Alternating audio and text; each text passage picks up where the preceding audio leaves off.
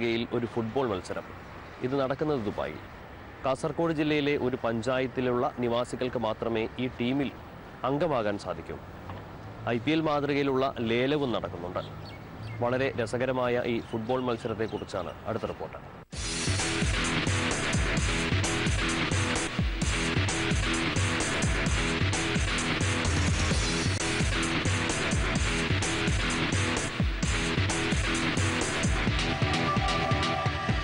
കാസർഗോഡ് ജില്ലയിലെ Melparamba football കളിക്കാരുടെയും football കമ്പക്കാരുടെയും നാടാണ്.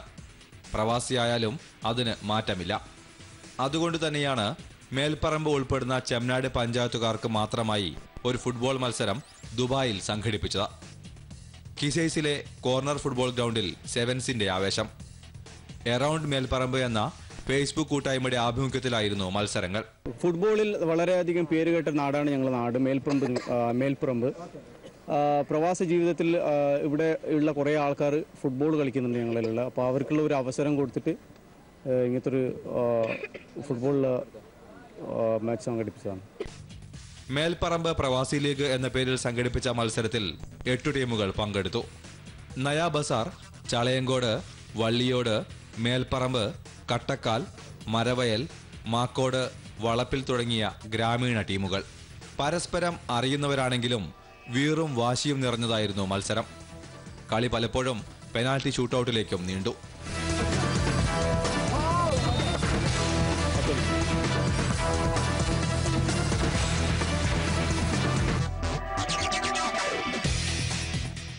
ടീമുകൾ പങ്കെടുത്തിട്ടുണ്ട്. അതിൽ ഞങ്ങളുടെ നാട്ടിൽ നിന്നുള്ള പഴയകാല യൂണിവേഴ്സിറ്റി പ്ലെയേഴ്സ്, പിന്നെ സ്റ്റേറ്റ് ലെവലിൽ കളിച്ച ആൾക്കാർ അവരൊക്കെ ഉണ്ട്. IPL മാതൃകയിൽ ലേലം വിളിച്ചായിരുന്നു ഓരോ ടീം അംഗങ്ങളെയും വിവിധ ടീം ഉടമസ്ഥർ സ്വന്തമാക്കിയത്. പൂർണ്ണമായും ഓൺലൈൻ വഴിയായിരുന്നു ഈ ലേലം വിളിയെന്ന് സംഘാടകനായ യാസർ അബ്ദുള്ള. ക്യാഷിൻ്റെ ഇതെല്ലാം മറ്റൊരു വിധത്തിലുള്ള ലേലം വിളിയായിരുന്നു.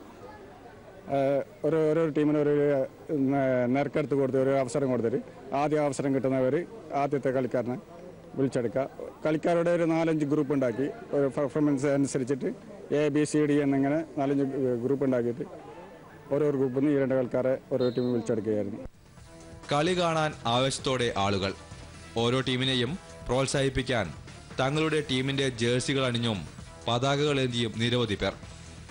വർണ്ണത്തൊപ്പിയുമായി ചിലരും കാണികൾക്കിടയിൽ.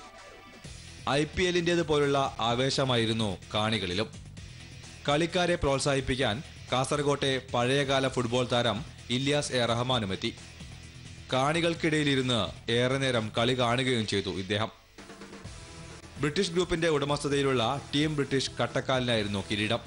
റെയിൻബോ വള്ളിയോടിനെ പെനാൽറ്റി ഷൂട്ടൌട്ടിലാണ് ഇവർ പരാജയപ്പെടുത്തിയത്. ഇല്യാസ് A. റഹ്മാൻ വിജയികൾക്ക് ട്രോഫികൾ സമ്മാനിച്ചു. ഒരു പഞ്ചായത്തിലെ ഫുട്ബോൾ കളിക്കാർക്ക് മാത്രമായി UAEയിൽ ഇത്തരമൊരു മത്സരം സംഘടിപ്പിക്കുന്നത് ഇതാദ്യമായിട്ടായിരിക്കും. ചെമ്മനാട് പഞ്ചായത്തിൽ നിന്ന് മാത്രം UAEയിൽ 70ഓളം പ്രൊഫഷണൽ ഫുട്ബോൾ കളിക്കാർ ഉണ്ട് എന്നതാണ് മേൽപ്പറമ്പ് പ്രവാസിലേക്ക് മുന്നോട്ട് വയ്ക്കുന്ന സത്യം.